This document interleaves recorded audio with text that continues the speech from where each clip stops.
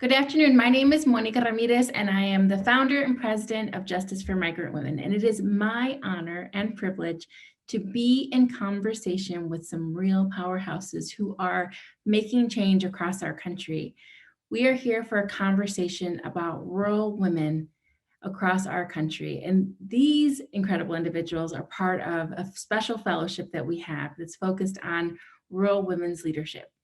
So thank you so much for tuning in. We are excited to have this conversation, and I am so pleased to be joined by Jessica Helen Lopez, Andrea Duarte Alonso, Martha Sonato, and Ashley Woodard Henderson. So hey everybody, thank you so much for being part of this conversation. Hey Monica, thanks for having us. Thank you. All right, are we ready to dig in? Gracias. Yes, let's do it. So excited. Okay, so for those of you who are just learning a little bit more about the work that we are doing, I want to give you some context for this conversation. So first, it's important for you to know about the Rural Women's Collective Fellowship. This program was created to bring together powerful voices like these incredible leaders who are with us today, because they have compelling ideas and they represent rural women and girls across our country. This fellowship focuses on elevating the leadership of women of color and other underrepresented community members. As a part of this fellowship, we had the opportunity to look for individuals who wanted to help achieve the mission of elevating rural women's voices, and that is how we were able to find these incredible folks who are part of the fellowship. And I want to share with you some about their backgrounds. You need to know who they are, you need to know their bios, and you need to remember their names because they are trailblazing. So if you don't mind, y'all, I'm going to read your bios just so people can know a little bit more about you. Is that okay? All right. So Jessica Helen Lopez is the city of Albuquerque's Poet Laureate Emeritus. She was the Poet Laureate from 2014 to 2016. She's the author of 4 poetry collections, and she has a 5th forthcoming book to be published by the University of New Mexico Press. She's the Communications Outreach and Community Support Lead with NACA Inspired Schools Network and teaches poetry at the Native American Community Academy and the UNM Chicana and Chicano Studies Department. Jessica Helen Lopez is a Chicana mestiza from Paramount, California, and the Borderlands U.S. Frontera of Deming, New Mexico. She's a mother to a UNM freshman of Engineering and Architecture Department. So welcome to this conversation, Jessica. We have Andrea Duarte Alonso, who is with us, and she is the lead for America Hometowns Fellow, working with Southwest Initiative Foundation and the Immigrant Law Center in her home community of Worthington, Minnesota. She identifies as a Mexican-American Latina, a first-generation college graduate, and a homecomer, someone who has returned to their hometown community to work and live. We have that in common. Andrea grew up across the Midwest in small-town meatpacking plant communities. Through her lived experiences in these communities, she's motivated to work in public service to amplify rural immigrant voices and demonstrate the diversity of rural America. She's an advocate for various social justice issues, a writer, an oral historian, and an aspiring immigration attorney and policymaker. Martha is the political director at BIPOC, Oregon's farm worker union. Martha has worked in Governor Kate Brown's office as a Housing and Human Services policy assistant and as a legislative aide in Senator Gessler's office. In 2016, Martha joined BIPOC and led successful, robust candidate and issue campaigns in the Latinx community, from running a parallel campaign to elect the first Indigenous immigrant woman to House District 22, to passing a $620 million bond for Salem Kaiser schools. In January 2019, Martha became the political director at BIPOC and led the Oregon Voting Rights Act Coalition, successfully passing a Voting Rights Act in June 2019. She is passionate about building a representative democracy and passing equitable policies that are grounded and focused on those who are most impacted. In 2015, Martha graduated from Willamette University. She's the daughter of farm workers from Hood River, Oregon. And Ashley Woodard Henderson, my friend, is co-executive director of the Highlander Research and Education Center, which serves as a catalyst for grassroots organizing and movement building in Appalachia and the South. They work with people fighting for justice, equality, and sustainability, supporting their efforts to take collective action to shape their own destiny. Through popular education, language justice, participatory research, cultural work, and intergenerational organizing, they help create spaces at Highlander and in local communities where people gain knowledge, hope, and courage, expanding their ideas of what is possible. Ashley is a longtime activist and community organizer working to win environmental justice in Central and Southern Appalachia and a multitude of issues, including labor, reproductive health and rights, ending anti-Black racism and police brutality, and more across the US South. She's an active participant in the movement for Black lives, and she's also on the governance council of the Southern Movement Assembly. So we have a powerhouse group with us, and I thank you so much for your time. So let's just jump right in. For those of you who maybe are not that familiar with rural America, we want to break it down for you. There are more than 19 million women who live in rural America. Most rural and migrant women in the United States live in poverty, face persistent inequality, and lack the services and protections that they need to live healthy and whole lives. Political leaders often speak about rural America, but seldom have they actually been to rural America. They haven't been to our communities, but they talk about what they think we need and what they want without ever consulting us. So that is how the decisions are made that impact our lives without having any real input from us. Their perception of rural America is white and monolithic, with blanket solutions that are offered that don't fix the complex issues that impact our communities. In reality, rural America is comprised of individuals of many diverse backgrounds, including Latinas, Indigenous, and Native, Black, and Asian women, and women of other races and ethnicities. Yet few women are actually, especially women of color, are actually elected to hold positions of power in their communities or appointed to leadership positions in rural communities. This has resulted in the overall lack of civic participation and political power in rural America, particularly for rural women of color. So this is the reality, and we are set on changing it. And that's part of the reason we're having this conversation. So let me kick it off with our first question. And this is for all of you. How do we ensure that we actually change the perception of who is rural America? How do we make sure that rural America is accurately portrayed and represented in the media, in our communities, and in politics? Ashley, do you want to kick us off? So excited to be here with sisters whose work I so respect and feel like literally saves my life on the daily basis. Being in this cohort with you all has been incredible. And Monica, like, you just continue to be a living embodiment of the answer to this question. So just to kick it off, I want to be clear that part of the reality of folks understanding rural America, particularly as it impacts marginalized and targeted communities in rural America, right? Those of us that live on the margins of that margin, folks that are queer, LGBTQI, folks that are Black, Brown, Indigenous, Asian American, folks that are Latinx, folks that are undocumented, folks that are disabled, folks that are working class or cash poor, et cetera, right? The work is not only for us to be willing to stand up and tell our stories, which quite frankly does not come without consequences. Mm-hmm. The even more important piece is for folks to be open to actually listening to us tell the truth about our story, right? I think that all too often when people hear about particularly women of color in rural America, to Monica's point, they don't believe we exist. And once they do, they see us as like, oh, these poor folks that are impacted by capitalism and poverty, white supremacy, white nationalism, paramilitary forces, and violence. They see us connected to, like, you know, being the survivors of patriarchal violence, et cetera.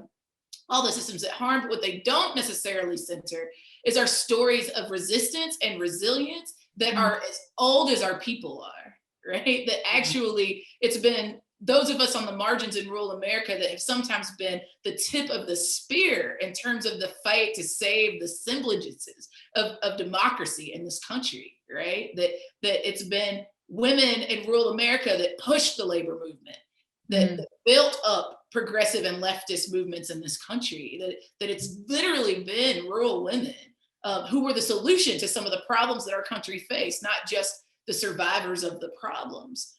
So I guess if I was saying, how do we move from just the narrative interventions to the change, it would be, we are still in the process of decoding to a broader population what rural America actually is in practice, not just an identity, right? The identity matters to me, but the actual praxis of what it means to be a rural woman is something that I think this country needs to learn, that the camera should be pointed at us to find solutions, not just to interrogate problems. I appreciate that so much. And I see all of us are like nodding our heads. Yes, yes, yes. And Martha, you've spent so much of your time working really on this question of representation and in politics. And so from your vantage point and building on what Ashley shared, why does this matter? So like Ashley, very honored to be in this space with such strong women as you all are, and you all are an inspiration to me. And yes, to everything that Ashley has been sharing, I think it has an impact in our everyday lives, right? And our communities' everyday lives and decisions that are made about our lives. So anything from healthcare to education to workers' rights, it's embedded in our communities. And so I feel very passionate about rural Oregon, which is where I'm located. I grew up in rural Oregon and have lived most of my life in rural Oregon, and time again, I see how in a lot of these political spaces, we often talk about rural America as if there aren't any BIPOC communities in these spaces. And the true reality is that our demographics have drastically changed, and we're not talking about that. And it's not only about making sure that we're acknowledging the changes in demographic and that we are talking about that on everything from legislative campaigns to electoral organizing to communications campaigns, but to ensure that we are actually investing money, infrastructure in building up the leadership of these communities, these local community members on a lot of these areas that I mentioned, right? Political organizing, political campaigns, advocacy. So it's not only, making sure that we're really highlighting that change in our different communities and making sure that all of our messaging is acknowledging that change, but also that we are investing in the infrastructure, in the leadership. This is a real opportunity for a lot of foundations, right, to be able to invest in a lot of these rural communities that have made so many huge changes in our communities over the decades, and are heavily under-resourced. And so we got to make sure that they have the actual resources to be able to participate in a lot of these political processes that, once again, have a real impact on our everyday lives. I appreciate that because, Ashley talked about the marginalized of the marginalized, and in many ways we represent the marginalized of the marginalized, and our communities have never been invested in adequately enough. And that is part of the reason why we have so many of the problems that we see in our communities. But, as we've been doing this work over the last couple of years, really building this rural civic engagement project focused on rural women's leadership, one of the things I've been struck by is that when I talk to people about it, including funders, Martha, it's like they think we just discovered it. Like it's new, like we just all of a sudden showed up in these communities, and we know that's not true. And Jessica, I'd love for you to speak to this because, the Native community in our country was here before all of us. We've always been in these communities. And so could you just speak to this a little bit about the history behind our presence in these communities and why we need funders and political leaders and others to understand that we didn't just arrive. Gracias, Monica. Well, first of all, thank you for having me here, and thank you so much to mis hermanas that are on this panel now and that did all of the work to bring this fellowship together. I'm just absolutely honored. I can't speak on behalf of folks who identify as Native American / indigenous here in Nuevo Mexico. Soy chicana, soy mestiza.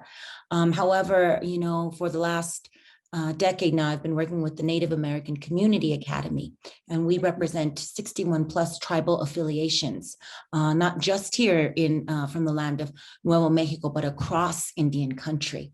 And the work that I do with NISN, which is an indigenous network of schools outside of NM and going into South Dakota, our Ute relatives from Colorado, California, rural and urban settings. What I have experienced working through community support and engaging in storytelling is that to activate or to continue to activate and assist and advocate for our sisters of rural communities is to engage with them in storytelling that is their story and us not telling their story for them, because they have been here for time immemorial, so that can be as simple as a land acknowledgement. So here right now, I'm sitting in my room in this virtual plática with everybody, but my land acknowledgement begins with us stating that here I sit talking on Tiwa land. Right? And to acknowledge that is just one of the many first steps that, folks can do to honor, our communities, especially those rural, pueblo, reservation, frontera communities. Especially this last presidential election, I learned lots from a bevy of grassroots organizations that came together to form powerful coalitions to make sure that we were helping to continue to activate voting power among rural women or women that were coming into registering to vote, but also oftentimes our matriarch. Because that's where all the true cultura and family and love and advocacy lies. It's in the traditions, the stories, the song, the dance of our people, our indigenous relatives and our BIPOC communities. And so I think it's a matter, again, of helping to create, sustain safe places, inclusive intersectional spaces to tell stories and share testimonials, but also to elevate those stories into action. And what does that action look like? It varies. It's different per community. It shouldn't always be cookie cutter. For, maybe let's say the Navajo reservation, that's not going to look the same for maybe the Jemez people here in New Mexico, and won't look the same as our relatives in Las Cruces, that's near Juarez, or El Paso, or Deming, where I come from, which is near Palomas. Those needs and wants are going to be different, and the way they activate their power are going to be different. But when I think about rural women, man, I really champion, the women of the Navajo Nation who really helped to turn Arizona red. And I know that we're going to get to that point and talk about our projects as far as what we want to write about and celebrate. But right there is just a very, very transparent, pragmatic way in which power is being flipped and switched, and activated among our BIPOC rural women communities. The power of testimonial and story, and then platforming off of that into enacting advocating for policies and legislation and running for positions to make things happen. I'm feeling charged up already. I don't know. We're just barely starting this conversation, but I think that there is so much to be said for the stories we tell. But there also is a place to think about where our stories are heard and how they're heard and who's receiving them. So I appreciate you bringing in the importance of the power of storytelling. Andrea, I want to go to you and talk a little bit about new communities and places, in BIPOC folks in places where people don't expect us. I come from rural Ohio. People don't expect, when I tell them I'm from Ohio, they get so confused. They think, they ask me if I'm from Idaho or other states, they get really confused. And you're from one of those states where there's an emerging BIPOC community in some of these small towns in Minnesota. So talk a little bit about your experience, arriving in Minnesota, and why you think how this new energy is helping to reshape and, quite frankly, reinvigorate some of these small communities across our country, including yours. Thank you, Monica. And I'm so excited that we're having this conversation. It's not every day that we get to talk to rural women and tell folks about our stories and our experiences. And so, yeah, Minnesota, obviously it's been in the news a lot for good and bad. I think the Black Lives Matter movement and what happened with the murder of George Floyd really elevated our state and the variety of different kind of stories. And definitely a very dominantly white state, which, many in the nation probably continue to see that, especially outside of the Twin Cities metro area. They probably believe that most of the majority of BIPOC folk are within there because of the stories they're hearing of the Black Lives Matter protests and all of that. In reality, those BLM protests also happen in solidarity across the state of Minnesota, even in communities that might be majority white. What's really cool and different about my experience, and unique, I'd say unique more than different. In Worthington, we are, I believe, we're considered a minority majority community per capita in the state of Minnesota, which literally means that our minority communities are the majority. That means when you're entering into our school system, over 60% of those students are students of color. Yet when you see our school board, it's completely white, male dominated. When you look at our leadership, it's still very much white. So of course, if you're talking and telling these stories, you're gonna hear the narrative of a white leader who's talking about BIPOC community members, and you're not really uplifting that narrative. And I think that's why it's so powerful that in this fellowship we're getting taught ourselves, people who are living in close proximity, to really unique perspectives to be able to uplift these stories, because at the end of the day, we're the best ones to tell that story. And yeah, it's super unique to be able, I don't know, I feel like my experience is so awesome, and I want to continue to uplift it and everything. And I want to go back a little bit to how can we accurately portray them, our stories in rural women. Journalists are always going to be coming into our communities and telling our story, but it's really important that we tell our community members that they are also capable of writing their own story. Thank you, Andrea. And you're leading me perfectly into my next question, which is, so we created this fellowship. We know that across rural America, many of the newspapers and other media outlets are actually closing. And there are information deserts in our communities, and people are telling our stories, whether they're from our communities or not. And so this fellowship aims to try to ensure that rural women's voices are being heard through the media and different mediums. What drew you to this fellowship? And I want to hear what you're writing about. What are the topics that you're writing about? Again, not to even be flippant, but seriously, I think so many of us were drawn to this fellowship because of who was calling us together. Like, just want to be real frank, that Monica and the work of this organization to build a space where rural women can not only come together to share story and talk about strategic and tactical interventions that we're making in our work, but also just have some space to actually develop our leadership together, to learn new things from each other, to share our stories even internally, and to be able to build that kind of like relational infrastructure, I think is critical. And what drew me in particular to this is I was looking for my folks, and I found them through this fellowship. And so, yeah, I think that's part of it. Stuff that, I'm particularly thinking about writing is like, one is the South is the largest geographic region in the United States, where the highest concentration of Black people live, where the majority of LGBTQI plus folks live. And obviously the story of the rural South is particular to the conversations about democracy, past, present, and future in the United States. And I don't want to be US essentialist, like the Southern Freedom Movement that was led in no small part by rural women has always, for as long as it's existed, had international implications, right? Fighting back against colonialism of our people across our diasporic realities. And so some of my writing has just been an attempt to make sense of that for folks that don't live in it every day. Recognizing that like the hour podcast or the hour webinar or the one article is minutes of my 35-year lived experience and my ancestors' centuries of storytelling, right?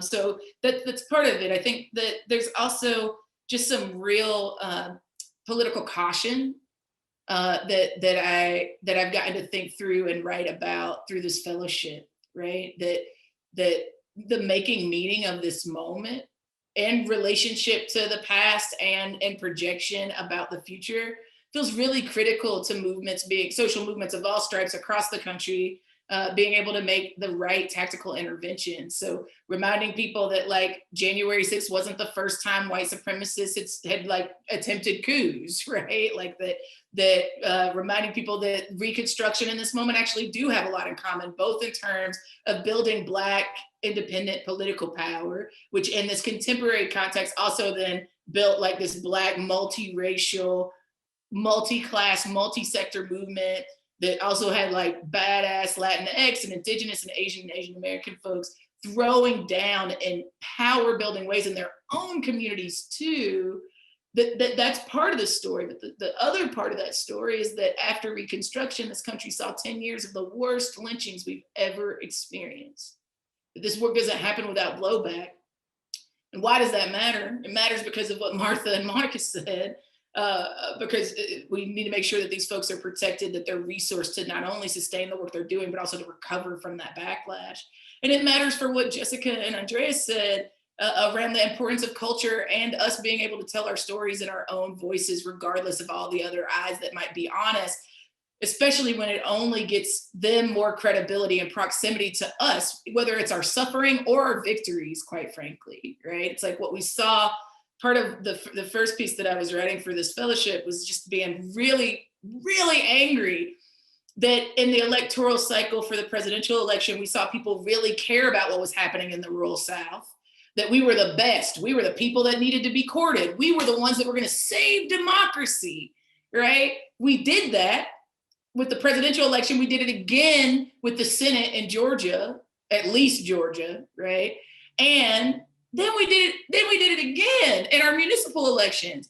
But January 6th happens, and then all of a sudden, the only story that can be told is not about how we've built power that saved democracy from fascism and authoritarianism, but actually that all that you can talk about the rural American South in particular is white supremacy, patriarchal violence, the hillbillies, out here making trouble for the rest of the progressive United States when white supremacy exists everywhere. That's been making meaning of some of that and doing it from a rural perspective is some of what I've been focusing on. Yeah, we actually had this conversation within our team about sort of the way that there's a lot of typecasting happens in our country, right? And when typecasting happens, there are so many dangers, and people in the rural South in particularly have been typecast and continue to be typecast. So I am grateful to you for bringing in our ancestors, one, and for challenging the ways by which our communities have been typecast and erased. And,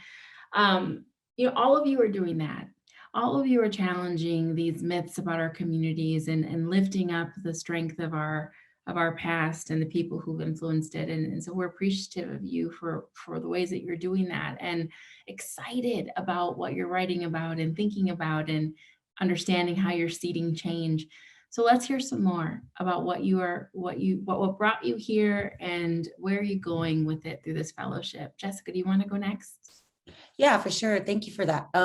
So I'm thinking about, busting those myths and those stereotypes, these kind of oppressive boxes that rural women are squished into, and when I think of that, I think of taking this opportunity to uplift Wilhelmina Yazzie, who was the impetus and the inspiration behind what I wanted to write about for this fellowship. She hails from Gallup, New Mexico, which is the northwestern region, rural America near Shiprock, near the New Mexican Navajo Nation, and had enough with the educational system here in New Mexico, as is the case across the country, that just wasn't supporting her son There was a lot of inequity. There's still a lot of inequity. And so she sued the state of New Mexico and the educational department and won. And it was her and several school districts, as well as a Mexican-American family that was represented by MALDEF, which is the Mexican-American Legal Defense Organization, as well as New Mexico Center on Law and Poverty here. And it was found that our young people, our indigenous, our Spanish speaking, our brown, our Black, our Asian, our POC students, constitutional rights were being violated, and they were not being provided adequate, efficient education for decades. And things needed to be changed. Because of that, because of her willingness to, rise in her power, to activate her community, to demand the changes and the support that she needed on behalf of her son, but for all young people here in New Mexico, we are now moving towards a more equitable educational system in which we are gaining momentum per school districts and charter schools and community members, in which now equity councils that are comprised of our elders, of our youth, are now in essentially mandatory across the school to inform these schools what our young people are in need of. We are needing our accurate histories to be reflected in our curriculum. We are needing our schools to be able to meet the needs of all differently abled students, for ELL students, just curriculum that is relevant to our cultural backgrounds, that we enact every day. And that's what Wilhelmina did.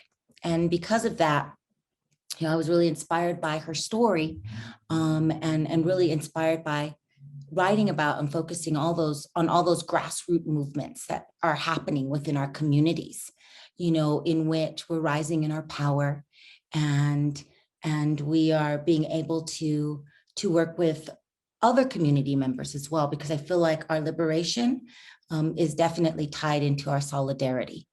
And so this fellowship has given me that opportunity to really sit and meditate on those instances of our power, and not just taking back our power, but working with the power that we've always had as rural women, as indigenous, as BIPOC rural women. And so it also craft-wise, allowed me to, work with the sisters of this fellowship and the folks that are being brought in with their areas of expertise, just to think about how I do that logistically, and for that, most appreciative of, because it allows me to expand my skill set. Thank you. And Jessica, thank you for bringing into the room all of the other folks who are making this fellowship possible. I want to make sure that we give a big shout out to Norma Flores Lopez from our team, who has really been the heart and the engine behind this fellowship and this project, and Anne Ream, who's been in community with you, having some of these conversations about the craft and how we can best get our stories told. And certainly want to give huge shout out and much love to Prism and their team for being in partnership with us on this project. Martha, you spend a lot of time thinking about building power and helping to exercise our power, and kind of moving from what Jessica was saying, like there is not always this recognition for the fact that we're not just gaining power, we've always had it. And maybe perhaps for the first time other people are realizing it, but it's always been there. Tell us a little bit about what you're writing and how you're bringing your work into it, and what drew you to this fellowship. When I first read the description of the fellowship, everything spoke to me. I was like, yes, this is what I want to do. And I was so excited. And I think it's a really nice feeling to have, because it's been a while since I've done fellowships, and to see one that really spoke to my heart was just really exciting. So I'm once again very excited to be part of this space with you all. So for the past 5 years, advocated professionally on the professional level with my organization for farm worker rights. And I feel very passionate about farm worker rights because I am the daughter of farm workers that still do this work in one of the most beautiful agricultural areas in Oregon, which is the Columbia River Gorge. And it has been the honor and privilege of my 28 years to be able to advocate for my parents and for a lot of folks in my community. And I was really shocked. I think it was 2 years ago when I learned about the really racist history that has to do with overtime pay for farm workers. And I think it was really eye-opening. And it was eye-opening in the sense of, wow, we have so many connections across our different communities and we don't even know about them, right? That there's so much history that ties our different communities, and there's so much work that we can do to continue, bringing bringing that to the forefront and making sure that we're talking about that and within our own communities. So I was shocked that in the 1938, President Franklin Roosevelt intentionally excluded millions of Black farm workers who sustained Southern agriculture at poverty wages from receiving basic labor rights, such as overtime pay. And it was extremely wrong then, and it is extremely wrong now. Today, most of the farm workers are Latinos, right, from Latin America, Central America, and that exclusion still continues. And so we must right that wrong that has, like I said, that was is rooted on slavery and on a racist system. And so when I found that out, I was like, whoa, we literally, our liberations are tied to each other with the Black community, right? And I think in the Latino community, we don't really talk about our shared histories, right? Of like, wow, a lot of our community members are farm workers, but actually, a lot of the farm workers back in 1938 were Black, and they also like suffered extreme, horrible working conditions. And we see a lot of those remnants of those systems still today.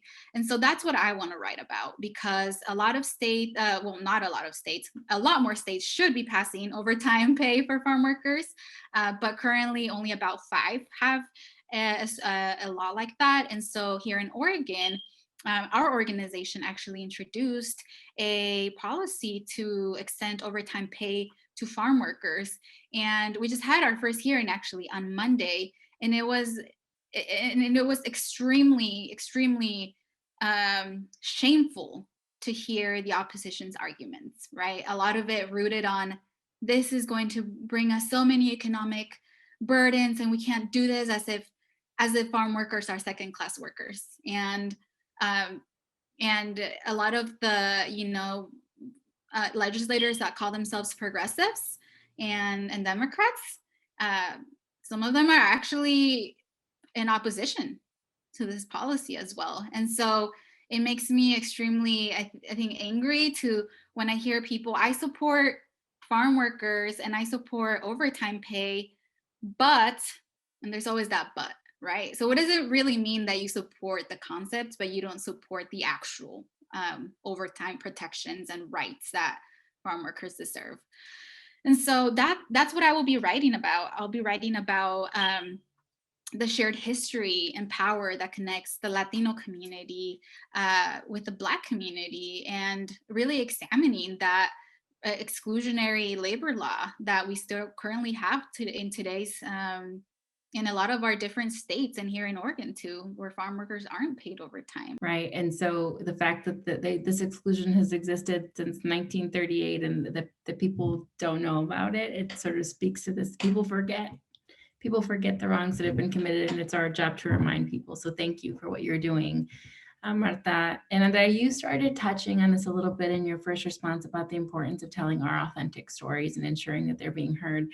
And you've shared a piece already with the community. I'd love for you to talk a little bit about the piece that you've published, and similarly, what drew you to this, and where else are you going with your writing for this fellowship? Yeah, thank you, Monica. Well, I just wanted to also say, I think it's such a powerful space we're in with women of color, rural women writers.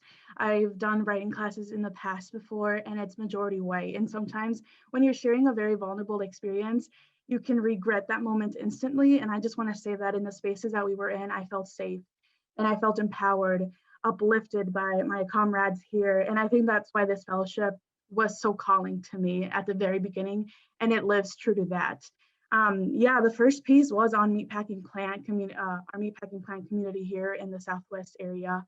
And the reason I wrote that story actually was because I was hearing racist remarks, just comments about people that didn't understand really the stories of people that were going through really hard times. And I wanted to kind of like bust it and crush on those kind of myths and thoughts they had.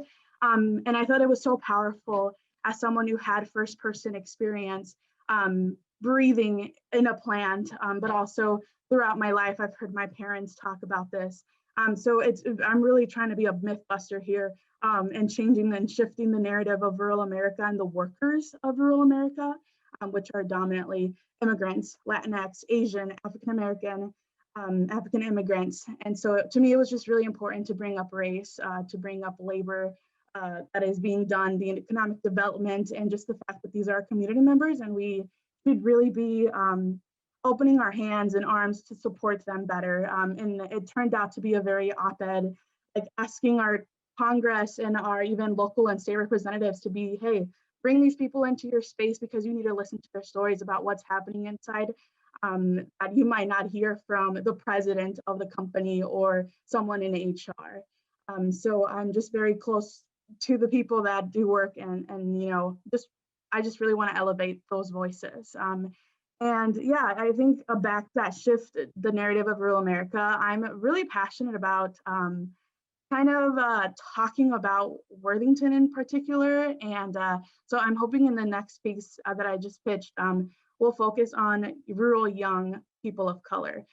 So I'm really excited to be talking to students who are still within the school district or who have recently graduated to talk about their experiences of what it's like to live in a minority majority community. To talk about, you know, yeah, this is rural America, white supremacy exists here. People who are racist live here, but that's not all of us. And here are the things that we're doing to create and foster inclusive community work. Yeah, I think oftentimes folks outside of our communities think they're not doing anything and they're just gonna continue to foster this kind of very homogenous, monolithic, white narrative or, you know, of people who really live here. And so I'm just looking forward to being able to tell, you know, the work that's being done to change and progress our own community, but also the fact that Worthington isn't like the fact that there are other surrounding rural communities that are turning and becoming like Worthington. And I think it'd be a great example for me to tell in case there are other communities who are in need of these answers as well, and what's happening and what can we do better to support our communities of color, but also our youth. Thank you. And you know, the timing for your piece when it was published, we didn't know this was going to happen, but the universe brought us a really special opportunity, which was that within days after Andrea's piece was published, there was actually a special hearing in Congress on the treatment of meatpackers during this COVID crisis. And so your piece really informed the public about some of the reality of those workers. So thank you for that. And I know that it had a real impact. All right, so the work we're doing here is big. I believe that we will save democracy from rural America. And I believe that we have a real chance to change things forever through our collective energy and work. And we've spoken here about some of the work we're doing individually, but let's spend some time thinking about and talking about how we, amongst this group and sort of the branches that we're putting out in our communities through this fellowship, how are we going to build the bridges that are necessary? How is the bridge building happening already? And what do you see as the opportunities going forward? I'll let you decide who wants to kick it off. I won't assign this one to anyone. I'll go. So, right now through my organization, NACA Inspired Schools Network, we are engaging in an anti-bias, anti-racism training. And it's through a Montessori model. And earlier I spoke to the idea about our solidarity and liberation being connected with one another. And, throughout the years that I've engaged in the community organizing work that I do, I see that more than ever. And I'm so happy for it.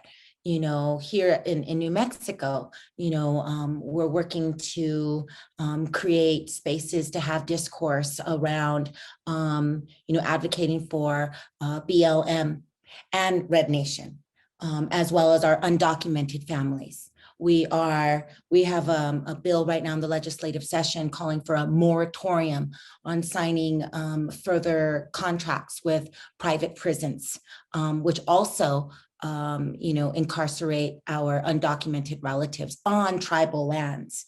And we know that all of our communities have to pull together, to fight for all of our liberation. And so I'm actually very heartened that change is coming and change is here, and what they say about the revolution not being televised. I don't know if I agree with that anymore, because of the media outlets now that, that we have control of, that we are dictating, that we are, placing our narratives in.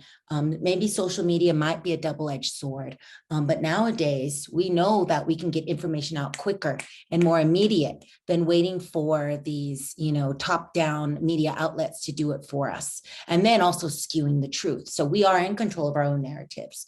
And not only are we in control of our own narratives, but we also know because these stories, it's a floodgate being open, about our resiliency and our resistance and our revolution against all these systemic oppressions. We see ourselves in each other through these stories.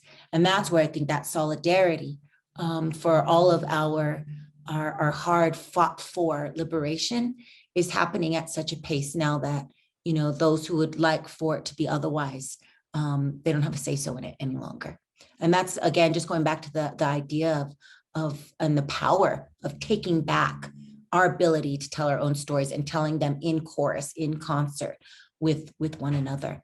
And so, yeah, those are just some of the things that I get to witness and get to participate, play witness to, here in New Mexico, that is directly related to all of our relatives across the country, across Turtle Island and globally as well.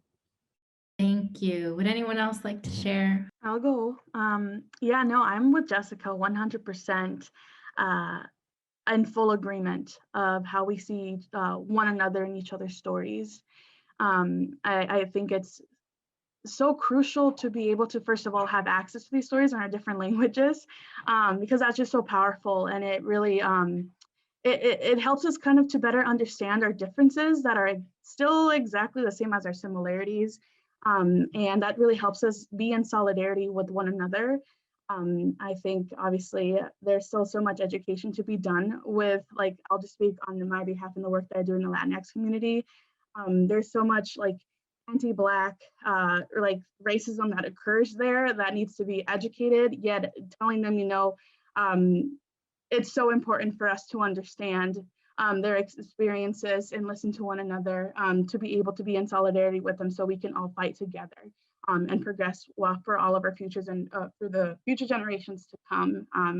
So I really think bridging means being able to really listen, read, be mindful, and love radically, just be there and for our people. And yeah, learning that being with one another, it doesn't have to be obviously like hand in hand, but just really being in one another and seeing one another in each other's stories is really powerful and important for our liberation in a sense. Thank you. And actually, I do want to call on you because you run one of the oldest, most revered institutions in our country that has been building bridges for so long. Share a little bit about your work. When the new world does open up, like, I expect that the incredible work of the organization that brought us all together in the first place will continue to do the work to bring us together, in collaboration with all the organizations represented in the fellowship, including the Highlander Center, And that we'll get to tell our stories sitting in rocking chairs around, around a fire somewhere, and get to celebrate the incredible writing that all of these folks and myself are doing, and celebrate, the work of all of our other sisters in this broad network of rural women that are literally putting their everything into saving the world. And so I feel most excited about like the literal relationships that, these people have told me stories, and I've told them stories that no one else really knows about us as movement leaders. So they're stuck with me. We go together now. That's the first bridge, is like we've built a kinship. And I think we're all committed to continuing to see that ripple out and benefit the world in a lot of different personal and political ways. Second thing that I would say in terms of Highlanders' work, to your point, is like we've been bringing people together across difference since 1932, with all sorts of implications, right? Both implications that were positive towards movement building and infrastructure building. We've been a catalyst for social movements in the South and the country and internationally, where everybody's a teacher, everybody's a learner. We take that new knowledge that can only exist if we came together across our differences to share story, to share narrative, to express culture, et cetera, to share skill sets. If we take that new knowledge and we actually go home and we do something with that new knowledge, we could change our material conditions ourselves as the most directly impacted people. That's what Highlanders been doing since 1932. Those good implications are really, really fun and sexy to talk about. The other implications weren't so fun, like the state working with white supremacists and law enforcement to try to shut us down multiple times over our almost 90 years of being in existence, which isn't just an attack on Highlander, right? We're coming up on the anniversary of the last white supremacist attack on the Highlander Center back in 2019, when white nationalists burned down our administrative offices. That's scary and unfortunate. But what's even more infuriating is that it's an attack on movement infrastructure that is about Black leadership, is about Latinx leadership development, is about having lifelong relationships with other BIPOC communities, cash poor folks that are living, again, on the margins of the margins. And so I think why this matters to me, particularly in my identity as a rural woman and the first Black woman executive director of the center and this 90 years of experience and history, is that, Highlander in and of itself is special. The magic juju, the magic sauce is actually rooted in the fact that we are place-based, right? We are country folks. We were born in the mountains, right? Like that's actually a part of our ethos, right? The way that we express our understanding of strategies that change people's material conditions are rooted in our understanding of what it means to be rural. It just is. And it doesn't make any other place not great. There's a lot of other people doing a lot of other political education, popular education, practicing these methodologies, right? But what makes us special is that we do it based on where we're from and the time, place, and conditions that we inherited. So what's our commitment to bridge building? We're going to keep on doing what we've been doing, trying to bring people together to figure shit out since 1932. That's what we're going to keep doing. I think that if there was ever a time, y'all, if there was ever a time to be building these kinds of bridges, it's now. And I think even more importantly to me than that, because we saw it win, right? We saw it win across tactical intervention, right? To Martha's incredible work building and popularizing electoral organizing on the left, right? Towards the electoral justice work that we saw shift Georgia and save the country from a second term of the Trump administration, what we saw in organizing and base building and policy, right? Biden didn't give us those executive orders because he's just a good person. He gave it to us because he politically had no choice, because we built the conditions through multiple tactics and through the bridges of our relationships to make it so. And so if there was ever a time, not just because of the crisis, but because of the deliciousness of what it means to build multiracial cross-sector movements, it's right now. I think that the period on the sentence for me is that it feels good to win. That's the only way to do it. And if we want to actually see in fruition the beloved community that I think all of our organizations are saying, like solidarity is a reciprocal practice. that neoliberalism stuff and thinking that we can just take a deep breath because we got Trump out of office is clearly not the case. We've seen more deportations, particularly of undocumented Black people. And so there's much more work to be done. And I truly don't know that we could win without the leadership of rural women. Thank you. And here. And I wanna close this point by bringing Martha in, because we are still in this pandemic. We know that among the frontline workers who have held this nation up and kept this country going, it has been BIPOC people. There have been many people in rural America who are among those who have gotten sick, who have passed away. And the reality for people in this country and around the world is that we spend more hours of our day working than in any other activity. And so what is the role of labor, formal and informal, the labor movement, in helping to continue to build bridges, but inclusive bridges? Because let's be honest about the labor movement in our country. The history has not always been one that reflects an inclusive movement. So Martha, where are we going? How do we do that for the future? Right now, what we need, right, in terms here in Oregon specifically, right, when talking about this overtime campaign, is we need them to show up, and we need them to show up for us and to put their political, power to work for us, to put their voices, their bodies up for us as well, because we are taking a lot. I think a lot of the campaigns that we all probably work on take on a huge toll on all of us, both emotionally, spiritually, even physically. And so I think it's important for the labor movement to show up for us and to follow our lead, is more than anything, is to follow our lead, follow what we tell them to do, and I think, and really stay strong there, not going back and forth. I think that's what we need. And I think I also just wanted to add that, once again, emphasize what Jessica brought up around our shared liberation and solidarity. And I do think that there's a lot of work within the Latino community around anti-Blackness. And I think, and we are, it's important that, as a member of the Latino community, that I have conversations about that with my community, and that I also hold people accountable, because we gotta show up for each other. I am sad because our time is running out, and it has been a huge gift for me to get to spend time with you. It has been a huge gift to all of us that when we put out the call and said we have this vision of building something that we know is important and we believe will make a difference, we want to record our history, we want you to do it with us, you all said yes. And so we thank you for saying yes and for continuing to tell the stories that need to be told, and helping to mark history by doing so. This is Women's History Month. We are having this conversation to celebrate Women's History Month and women's contributions, rural women in particular, through this conversation. And you each inspire me. But I would love to leave our audience with a word from each of you about who the women are who inspire you. So let's start with Andrea.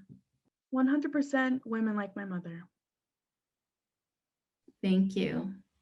Ashlee. Think about the women on this call. I think about Norma, because this fellowship wouldn't have happened without her. I jokingly, all of us really, jokingly and kind of seriously, always talked about Norma as like the extra member of our cohort, so I'm grateful for Norma. Both her service and her political clarity in that space was always so useful. I also think about my family, my mom, my grandmother, who was a domestic worker. She would have called herself a maid on Lookout Mountain of Tennessee, the Lookout Mountain that Martin Luther King talks about in the I Have a Dream speech. And that her daughter, the youngest of 5, was a member of the Black Panther Party. And now her granddaughter is the first Black woman executive director of the historic Highlander Center. Just makes me know that a new world is possible because of the brilliance of everyday Black people. Thank you, Ashlee. Jessica. Well, I'd like to call in this circle Representative Deborah Holland, soon to be our Secretary of Interior, who hails from Laguna, Pueblo here in New Mexico, as well as Gloria M. Lopez, my mama, my daughter, Mia Sopapia. And there's so many more, bevy. I could just run through lists forever. We'll be here for days. All of us will be here for days. All of us. But just all the shoulders that, we build upon, and including, the women behind this fellowship. Appreciate you. Thank you.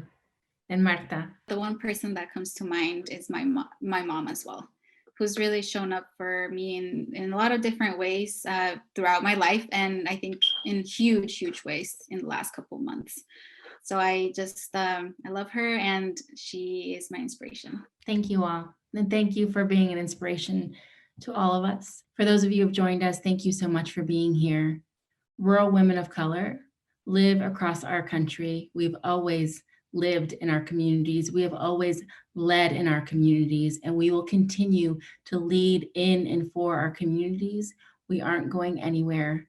And as Andrea called on us to do, we will continue to love radically. Thank you all.